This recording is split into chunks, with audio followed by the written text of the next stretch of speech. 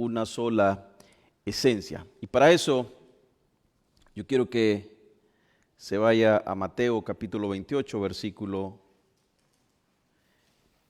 19. Mateo 28, 19.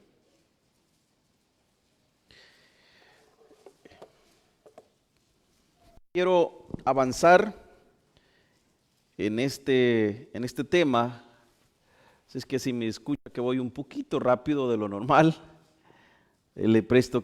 pido que sí, que me preste atención, y si va usted haciendo anotes, pues recuérdese cuando escribía en la escuela, cuando le dictaban. Mateo 28, versículo 19, dice la palabra de Dios así como está escrita. Por tanto, id y haced discípulos a todas las naciones, bautizándolos en el nombre del Padre, y del Hijo, y del Espíritu Santo. Amén. Oramos. Padre de nuestro Señor Jesucristo, gracias te damos por el momento glorioso que nos permites. Señor, ayúdanos a que tu palabra llegue a nuestros corazones, que inunda nuestras vidas. Prepáranos para ello. Que tu palabra agarreme en nuestros corazones. Haznos saciarnos en ella. En el nombre de Cristo Jesús oramos. Amén y amén. ¿Pueden sentarse, hermanos? Esta es la última exposición o prédica de la serie que hemos tenido. Hemos hablado acerca de Dios como Padre, Dios como Hijo y el Espíritu, y Dios como Espíritu Santo. Y hoy vamos a englobar o a generalizar lo que es el Padre, el Hijo y el Espíritu Santo. Así es que, sin antes comenzar con un versículo muy famoso y bonito que está en Deuteronomio capítulo 6, versículo 4, donde dice: Oye Israel, Jehová nuestro Dios, Jehová uno es. Este pasaje, conocido como el Shema, es la declaración más clara de la unidad de Dios. Los judíos y cristianos coincidimos en que Dios es uno, ¿verdad? Todos decimos amén a ello. Dios es uno. La doctrina de la Trinidad es el misterio central del cristianismo, revelando la naturaleza de Dios como tres personas en una sola esencia: el Padre, el Hijo y el Espíritu Santo. Esta verdad es progresivamente revelada a lo largo de las Escrituras en el Antiguo Testamento. En toda la Escritura, comenzando desde el principio del Antiguo Testamento y llegando a la plenitud del Nuevo Testamento, donde el misterio es revelado completamente en Jesucristo. Hoy veremos cómo Dios ha manifestado su Trinidad a lo largo del tiempo, a lo largo de la historia, desde la creación del mundo hasta la redención de Cristo y la obra continuada del Espíritu Santo. La Trinidad en el Antiguo Testamento es la sombra y la anticipación del cumplimiento en Jesús. Un solo Dios, la unidad de la esencia divina. En la Escritura, o la Escritura, afirma que hay solo un Dios. Decimos amén a ello, ¿verdad? La Escritura afirma que hay un solo Dios, lo que establece la unidad de una sola esencia divina. Dios no es tres dioses con D minúsculas. Dios es uno solo. Isaías 45:5 dice: Yo soy Jehová, y ninguno más hay. No hay Dios fuera de mí.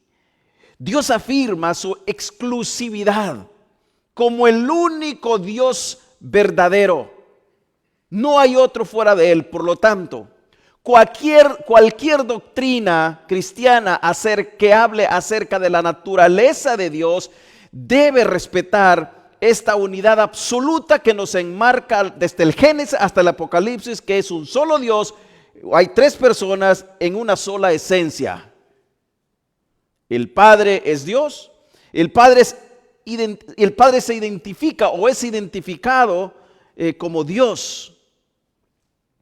No solo en el Antiguo Testamento, sino también en las enseñanzas de Jesús. Jesús mismo lo hizo. Si usted puede ver la referencia en Efesios capítulo 4, versículo 6. El Hijo es Dios. Lo hemos aprendido durante estos domingos. Jesucristo es identificado como Dios, mostrando que es distinto del Padre, pero de la misma esencia y con la misma naturaleza, según nos habla Colosenses capítulo 2, versículo 9. Donde dice, porque en Él habita toda la plenitud de la deidad, hablando de Cristo Jesús, como Dios. El Espíritu Santo también es Dios.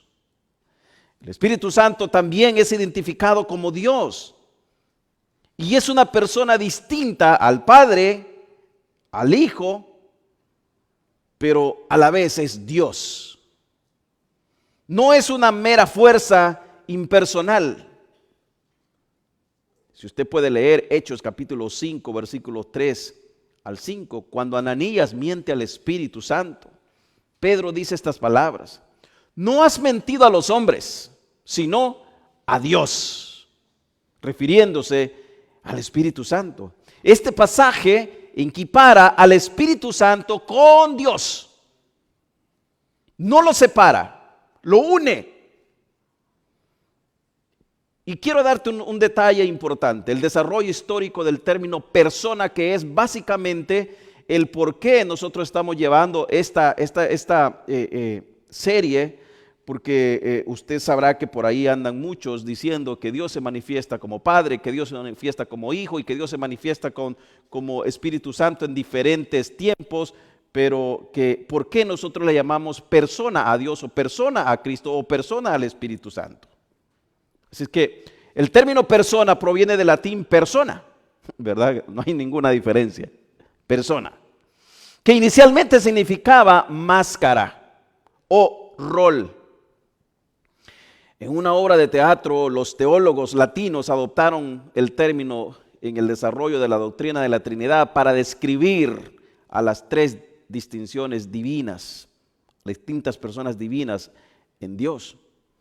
Y la teología griega usaba la palabra hipóstasis, que significa realidad o subsistente. De hecho, los teólogos querían encontrar una manera de expresar la realidad de las tres distintas o las tres distinciones, sin caer en el error del triteísmo, que es lo que pregonan los que dicen que Dios se manifiesta en tres diferentes personas, una vez como Padre, como Hijo y como el Espíritu Santo, haciendo referencias que nosotros decimos que hay tres dioses con D minúsculas, conocido como el modalismo en los últimos días. Nosotros creemos que nuestro Dios es un Dios que no cambia, que es el mismo ayer, hoy y siempre. Pero sí creemos que el Dios Padre, el Dios Hijo y Dios Espíritu Santo se revela y se muestra en tres diferentes etapas, con diferentes roles y con la misma esencia. Entonces yo quiero llevarte, iglesia, que me prestes atención para que veamos esto y tengamos bien asentadas nuestras bases de quién es Dios, quién es el Hijo y quién es el Espíritu Santo, que lo hemos venido aprendiendo.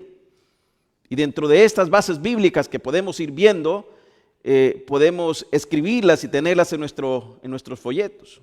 El uso de las personas refleja el testimonio bíblico de que el Padre, el Hijo y el Espíritu Santo son distintos entre sí en sus relaciones y roles.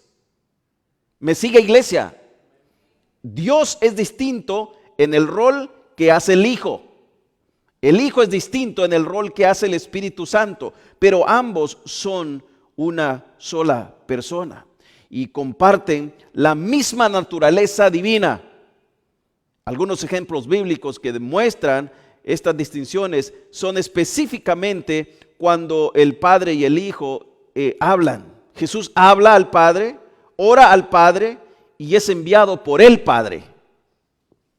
Juan 17, 1 y 3. Y Mateo capítulo 6, versículo 9. Esto revela que no son la misma persona en cuanto a sus relaciones internas, pero sí son la misma naturaleza. El Hijo y el Espíritu Santo son lo mismo. Jesús promete enviar al Espíritu Santo como otro consolador. ¿Se recuerdan? Él promete en Juan 14, 16, indicando que el Espíritu Santo es distinto del Hijo, aunque también es divino. Y dentro de este contexto, la interacción de las tres personas es maravilloso, glorioso.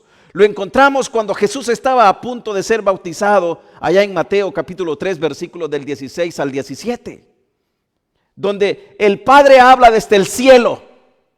Dice su palabra, y se escuchó una voz del cielo, el Padre hablando, y el Hijo es bautizado, y el Espíritu Santo desciende como forma de paloma, mostrando que son tres agentes divinos con diferentes roles y acciones, pero que a la vez son uno solo. ¿Y por qué este término persona?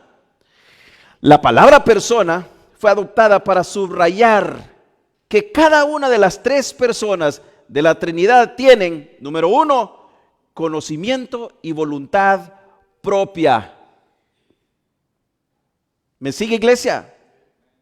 El Padre, el Hijo y el Espíritu Santo interactúan entre sí y toman decisiones. Lo encontramos en el Antiguo Testamento, en el Génesis, cuando se hablaron el uno con el otro y dijeron: hagamos al hombre, ¿verdad? Hagamos al hombre. Por ejemplo, el Padre envía al Hijo, Juan 3:16.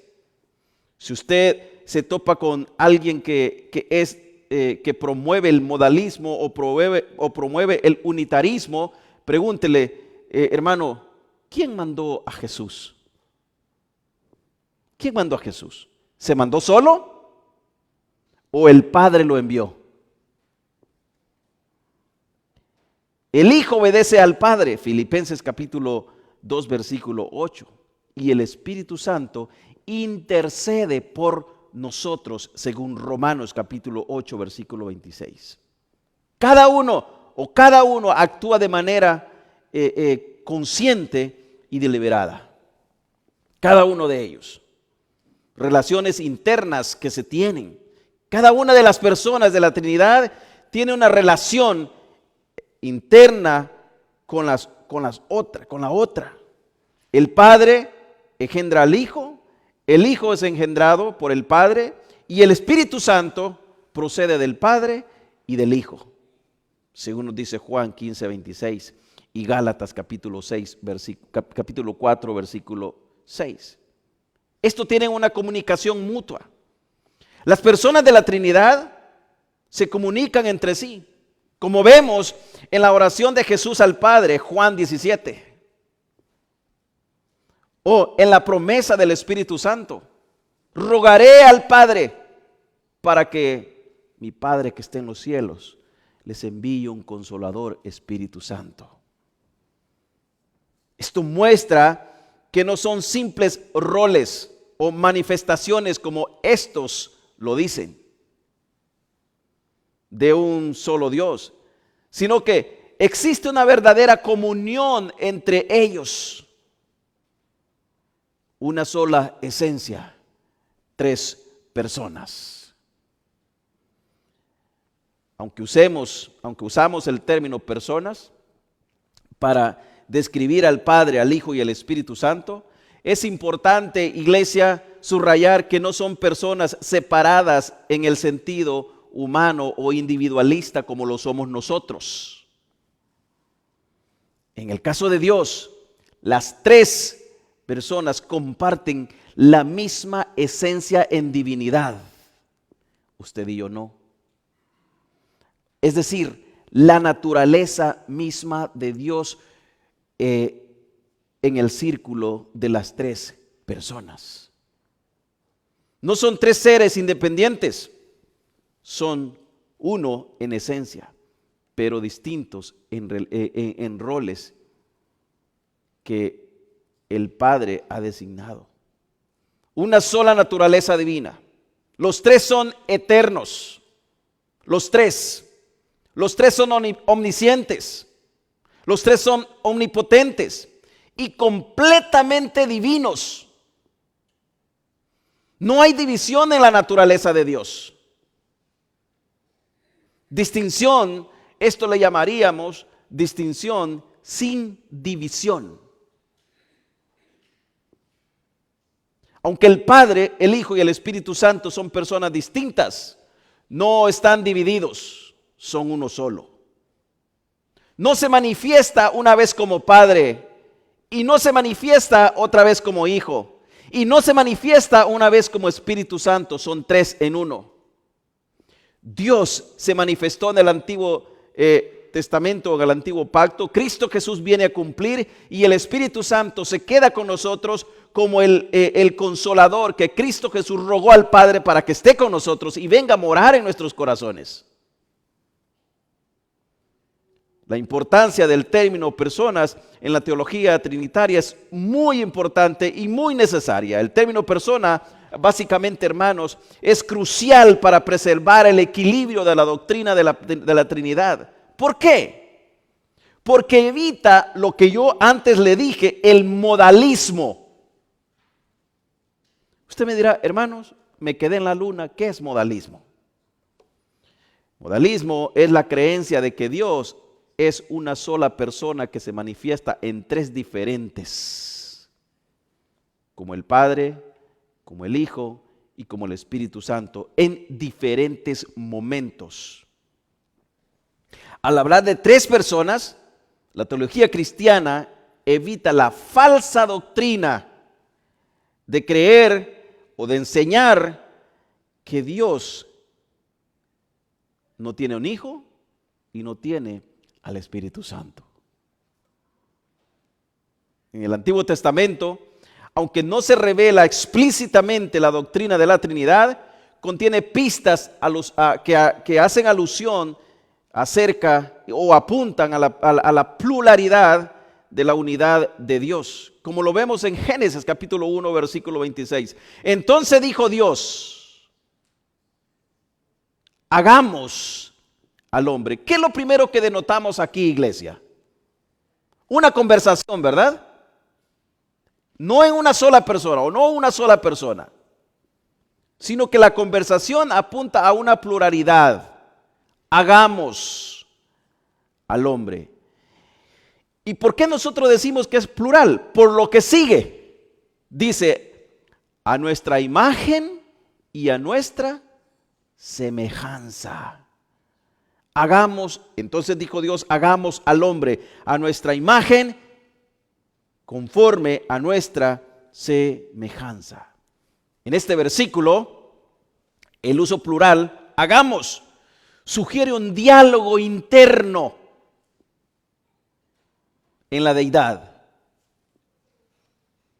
Aunque no es una declaración directa de la Trinidad, cabe apuntar que nos abre la puerta para una comprensión más profunda de la naturaleza plural y la unidad de Dios Padre, Dios Hijo y Dios Espíritu Santo.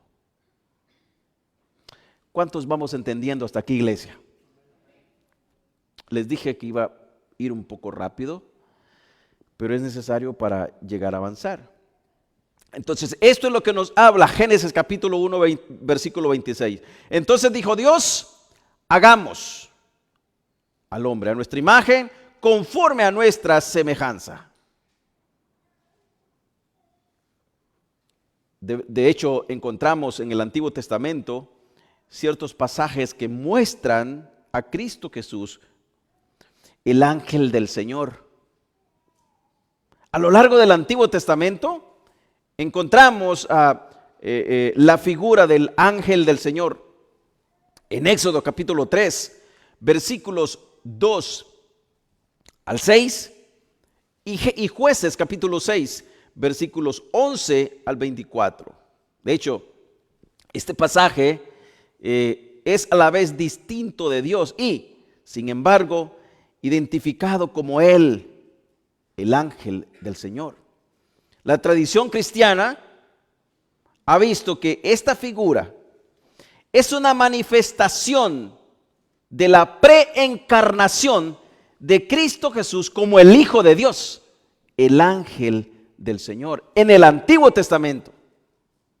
Usualmente cuando usted lee en el Antiguo Testamento y que la palabra de Dios se refiere acerca del ángel del Señor, la mayoría de veces se está refiriendo a la preencarnación de Cristo Jesús como el Hijo de Dios, que vendría más tarde a mostrarse en plenitud como la gloria de Dios, como la imagen misma de Dios Padre.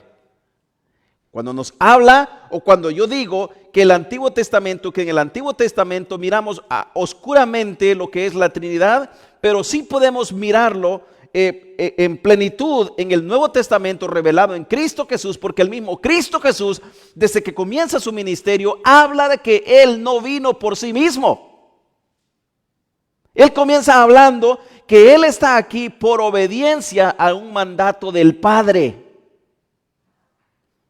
El versículo que más conocemos nosotros es Juan 3:16, ¿verdad? Que nos habla, porque de tal manera amó Dios Padre, que ha dado a su Hijo, haciendo referencia que Dios pone el plan y lo ejecuta a través de su Hijo al mandarlo. Y su Hijo viene y ahora sí es encarnado en una mujer y nace de una mujer. Cosa que viene a cumplirse las presencias que en el Antiguo Testamento se conocía como la preencarnación del ángel del Señor.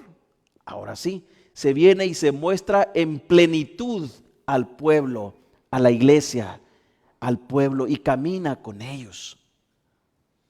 En cierta ocasión tenemos los pasajes bíblicos que dicen los discípulos, y vimos su gloria.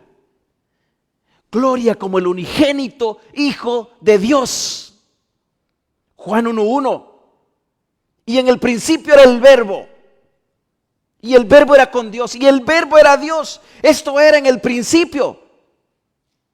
Decíamos en el primer sermón que en el principio, cuando Dios comienza a crear, cuando Dios comienza a hacer, Él ya era, el Verbo ya estaba. Hay un principio para lo creado, pero no para el Hijo de Dios. Entonces, luego después que Jesús viene, también nos habla del Espíritu de Dios, el Espíritu Santo. De hecho, es mencionado desde el principio de las Escrituras, como en Génesis capítulo 1, versículo 2, donde el Espíritu de Dios se movía sobre la faz de las aguas. También lo vemos en el empoderamiento de los líderes y profetas. Allá en Números capítulo 11, versículo 25. También lo miramos allá en Isaías capítulo 61, versículo 1.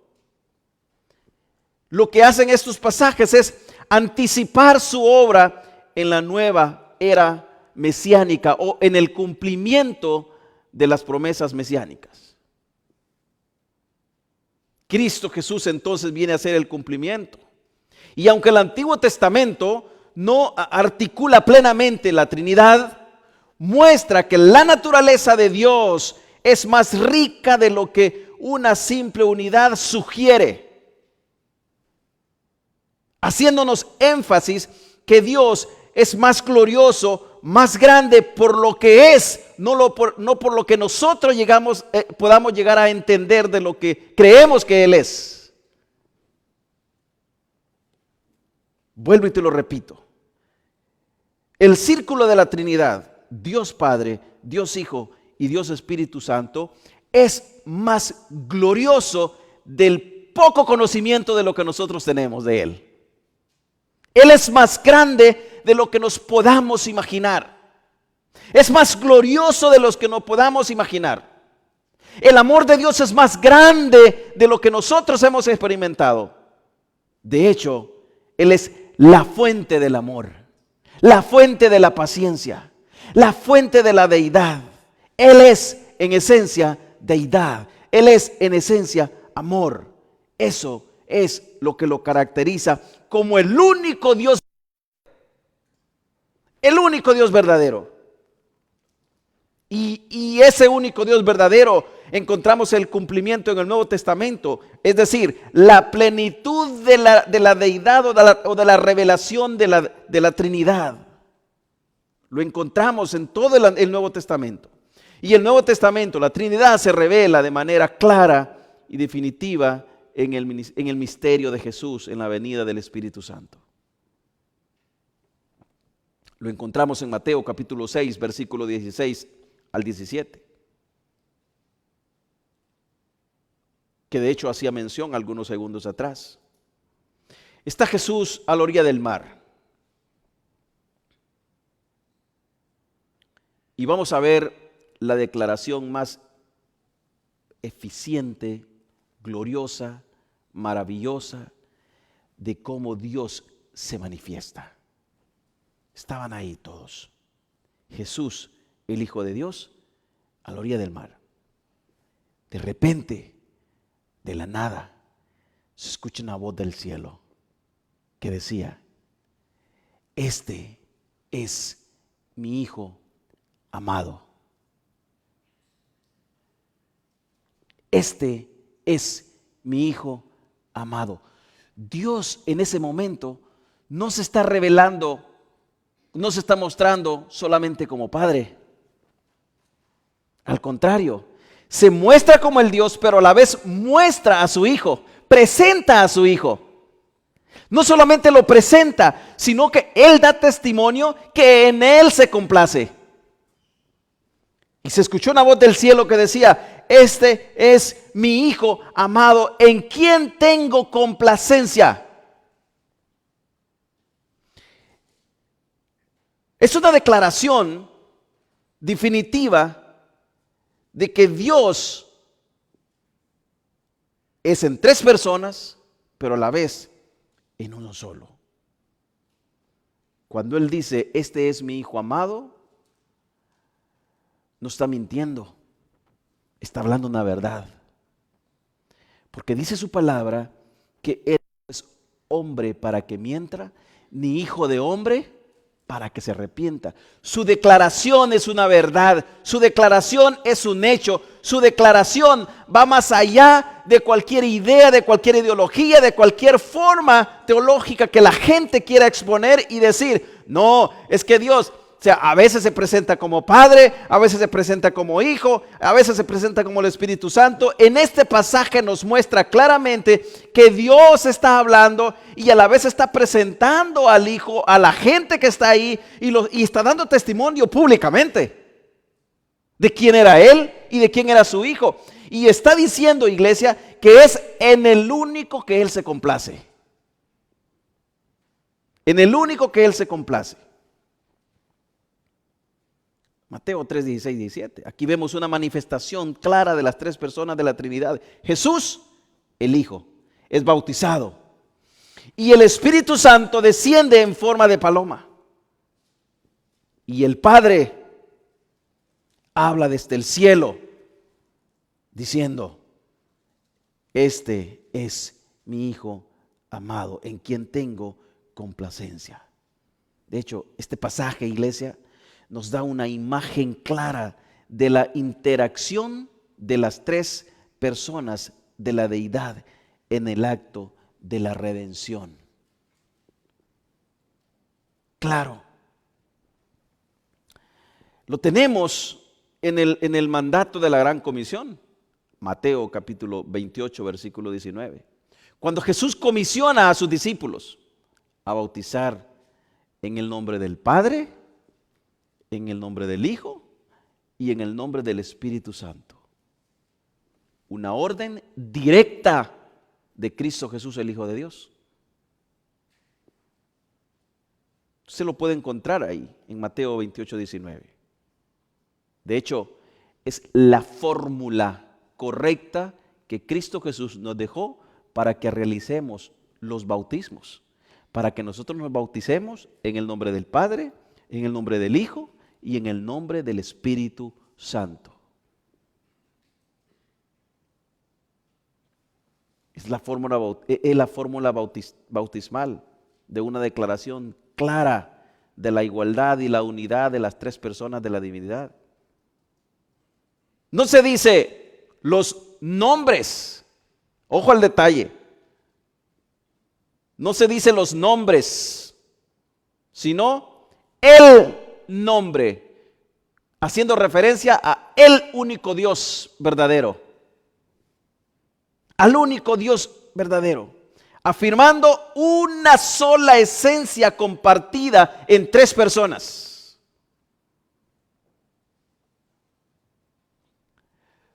Toda enseñanza,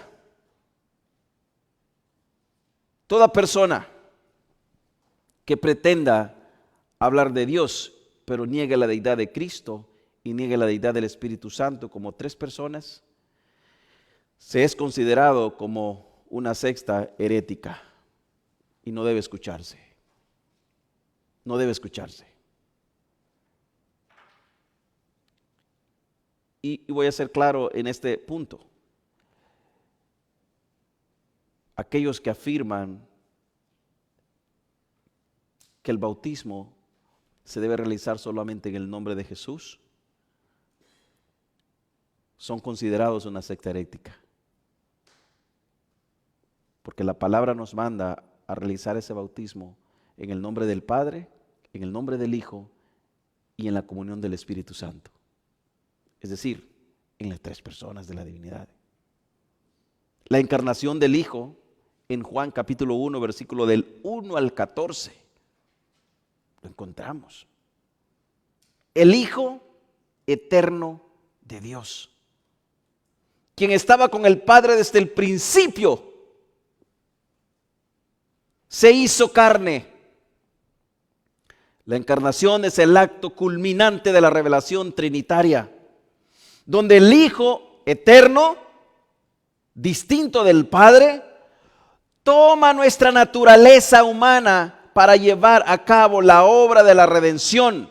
Era la única forma que usted y yo podíamos encontrar salvación de la que un hombre que no tuviera pecado, pero que fuera 100% hombre, llevara nuestra culpabilidad sobre su cuerpo y que el Dios Santo, que está irado con el pecador y con el pecado, derramara su ira, derramara el furor sobre este cuerpo lleno de pecado, cuyo cuerpo había sido quitado de nosotros e imputado en este justo. Era necesario que surgiera de esta forma para que Dios pudiera perdonarnos, porque nuestro pecado debía ser castigado en un cuerpo humano.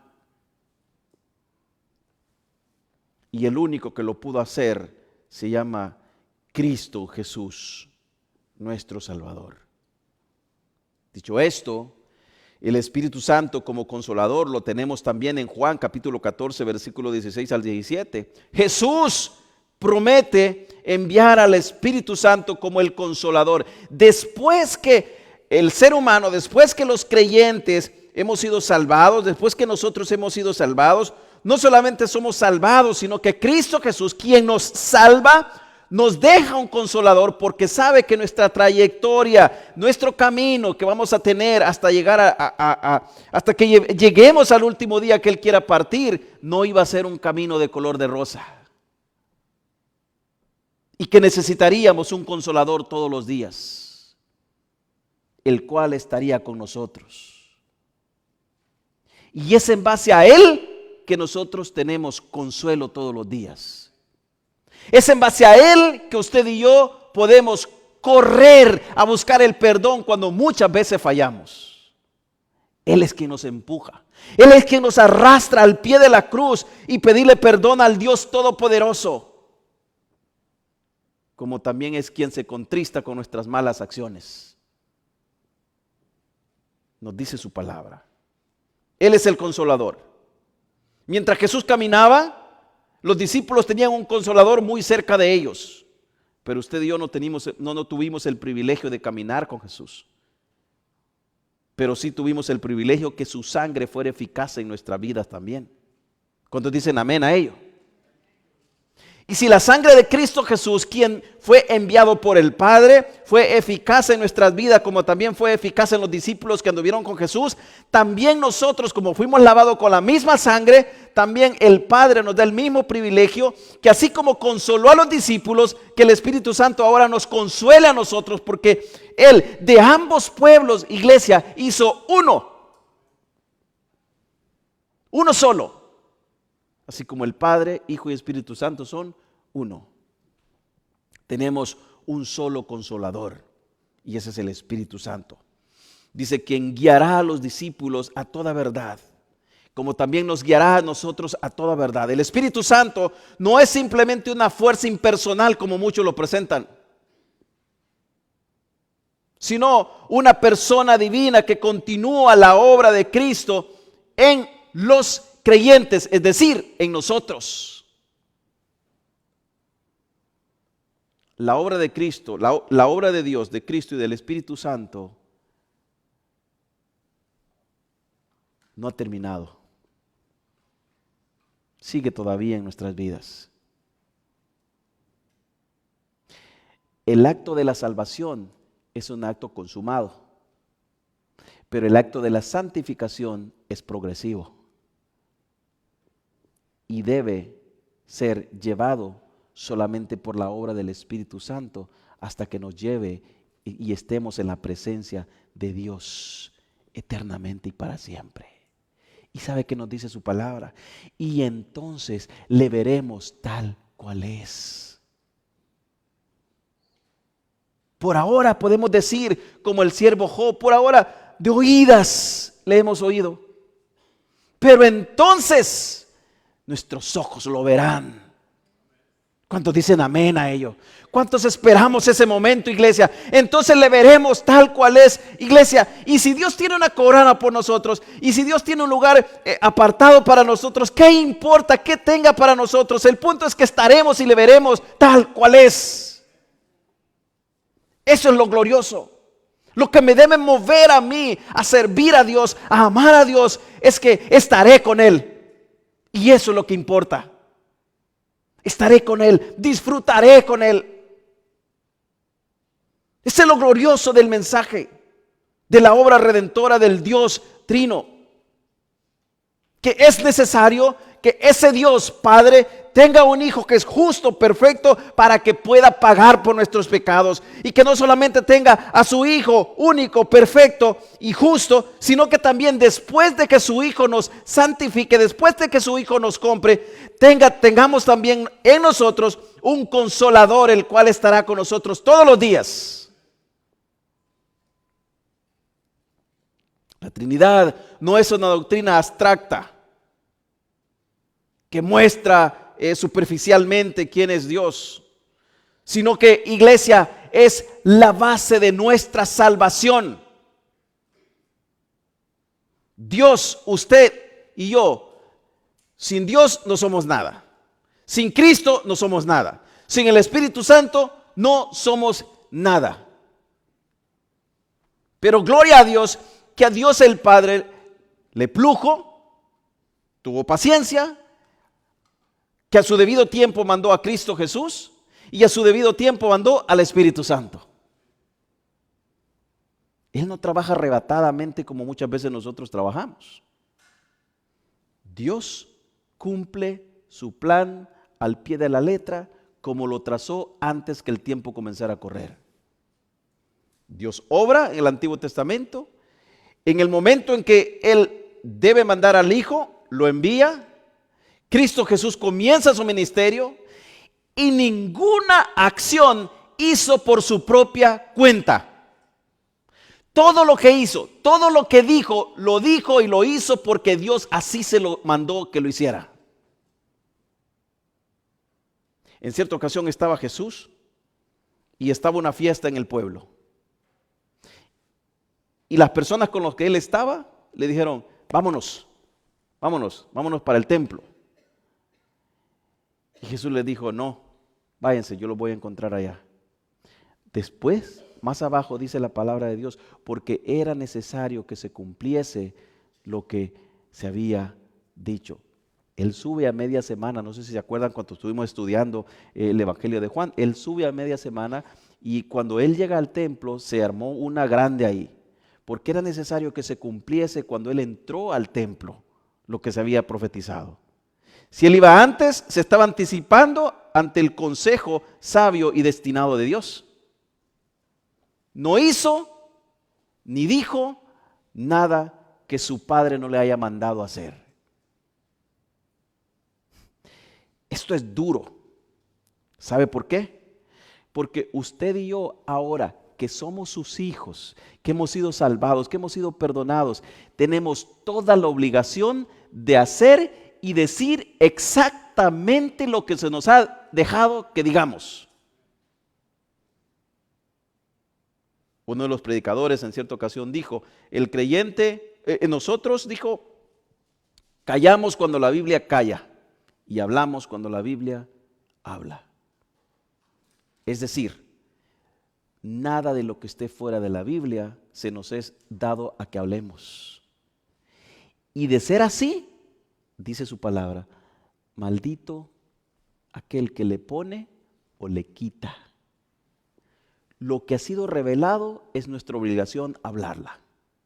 Lo que se nos ha sido mostrado es nuestra obligación decirlo. Entonces, la Trinidad no es una doctrina abstracta, decía, sino la base de nuestra salvación. El Padre, el Hijo y el Espíritu Santo participan activamente en la obra redentora, amada iglesia. Usted y yo somos salvos por la obra redentora del Padre, del Hijo y del Espíritu Santo. El Padre es el origen de la creación y la redención. Fue el Padre quien planeó desde antes de la fundación del mundo la salvación de los suyos, de sus hijos, de nosotros. En su amor eterno quiso hacerlo. En su amor eterno envió a su Hijo para salvarnos. El Hijo, en su encarnación, Jesús, cumplió perfectamente la voluntad del Padre. Él vivió una vida perfecta. Murió en la cruz como expiación por nuestros pecados y resucitó. Resucitó, asegurando nuestra justificación como hijo. Y como hijo intercede continuamente por nosotros ante el Padre, según nos dice Romanos capítulo 8, versículo 34. El Espíritu Santo aplica los beneficios de la redención en nuestras vidas. Es el Espíritu Santo quien genera nuestros corazones, quien mueve nuestros corazones, nos convence de pecado, nos arrastra a buscar el perdón, nos une a Cristo y nos santifica cada día en el entendimiento de su palabra. Conformándonos así a la única imagen y semejanza del Hijo del Dios viviente. Según nos dice Efesios capítulo 1 versículo 13 al 14 y Tito capítulo 3 versículos del 5 al 6. Entonces, la unidad en la diversidad de un solo Dios o tres personas.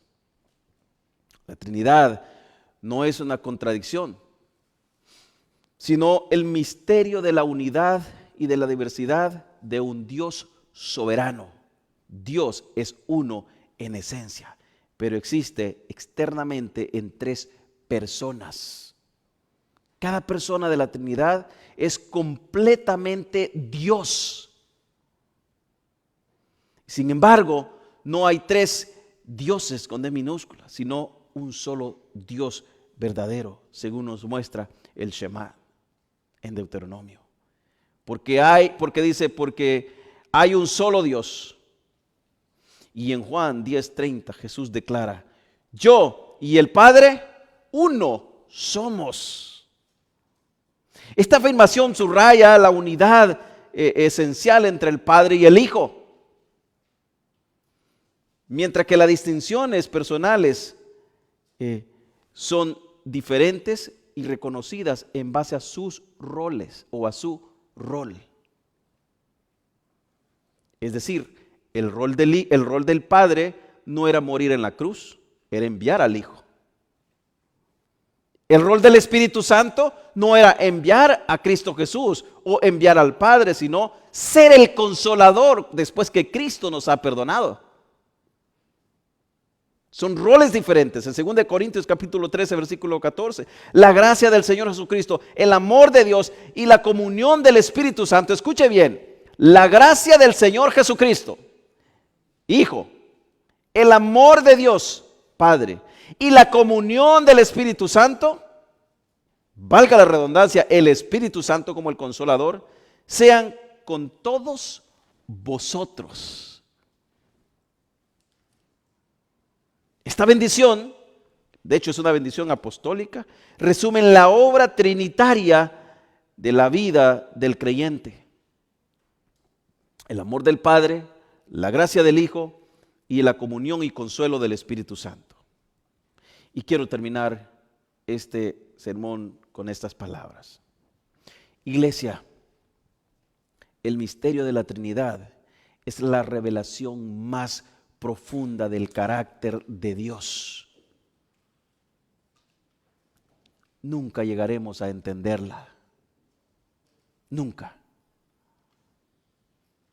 Es tan profunda, tan grande, tan inmensa, que ningún ser humano ha podido explicarla o descifrarla y nunca más podrán ni nunca pudieron. La diferencia es entre aquellas grandes mentes brillantes que quisieron dar definición, que nosotros no cuestionamos, nosotros amamos y seguimos y abrazamos esa verdad. Y esa verdad cobra vida en nosotros. Desde las sombras del Antiguo Testamento hasta la claridad del Nuevo Testamento, vemos que el Padre, el Hijo y el Espíritu Santo son coeternos siempre. Son coeternos, coiguales y consubstanciales. La Trinidad no es simplemente una doctrina para comprender, sino una realidad en la que debemos vivir todos los días. Adoramos y somos salvos por ello. Como creyentes, estamos llamados a adorar al Dios Trino, quien su infinita misericordia y sabiduría ha revelado su naturaleza o parte de su naturaleza para aquellos que hemos sido salvados. ¿Y por qué digo parte de su naturaleza? Porque hay cosas que nunca llegaremos a comprender. Nos dice su palabra que las cosas reveladas nos pertenecen a nosotros, pero las que no se han sido reveladas le pertenecen solamente a Él, a Dios. Pero basta con la misericordia mostrada del Padre, del Hijo y del Espíritu Santo a nuestro favor, para que de ahí dependa nuestra vida llena de agradecimiento por lo que Él ha hecho por nosotros. Entonces, de esa forma inclusive podemos hacer parte de las palabras que se le dijo al apóstol Pablo: bástate mi gracia, porque mi poder se perfecciona en nuestras debilidades, porque somos débiles. Porque cuando somos débiles, entonces somos fuertes en Él. Entonces, iglesia, dejemos de cuestionarnos y comencemos a disfrutar más de la gracia de nuestro Señor, de nuestro Padre Celestial. Estamos llamados a adorarlo, a servirlos. De hecho, el propósito principal de Dios cuando creó al hombre es ese: que su creación le adore en espíritu y en verdad.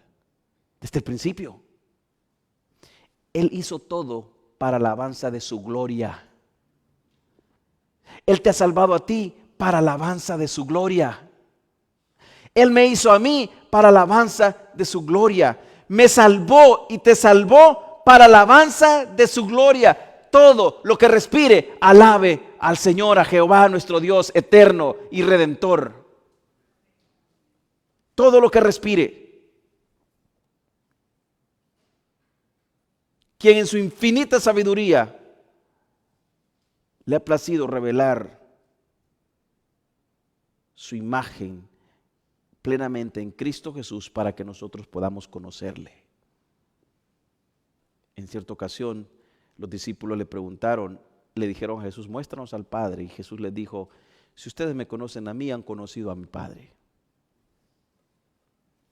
Iglesia, que al conocer más profundamente a nuestro Dios Trino, seamos movidos a una adoración más plena y una vida más consagrada a Él, sabiendo que todo lo que somos y tenemos proviene del Padre por medio de Cristo Jesús y el soporte y consolador del Espíritu Santo.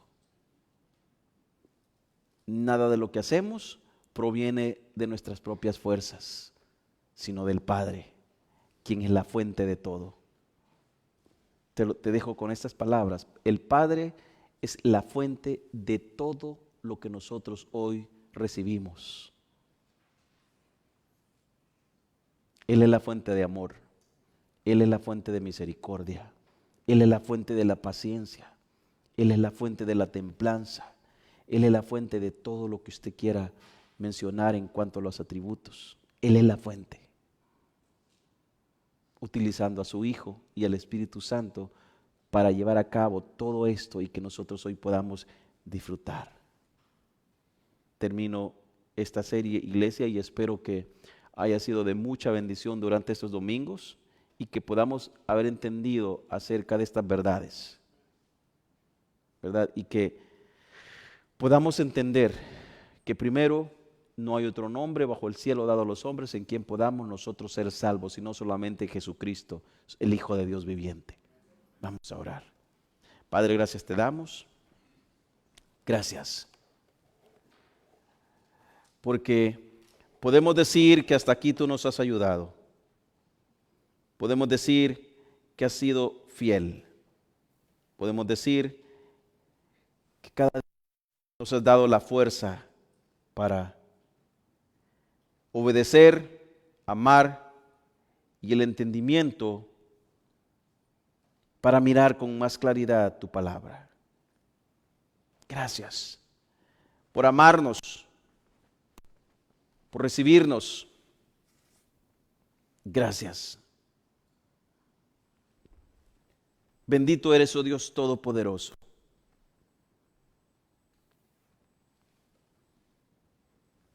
Te pedimos que tu palabra, Dios mío, haya hecho eco en nuestros corazones y que al irnos de este lugar no nos vayamos siendo solamente oidores, sino que también seamos hacedores de ella. En tu nombre hemos orado. Amén y amén. Pongan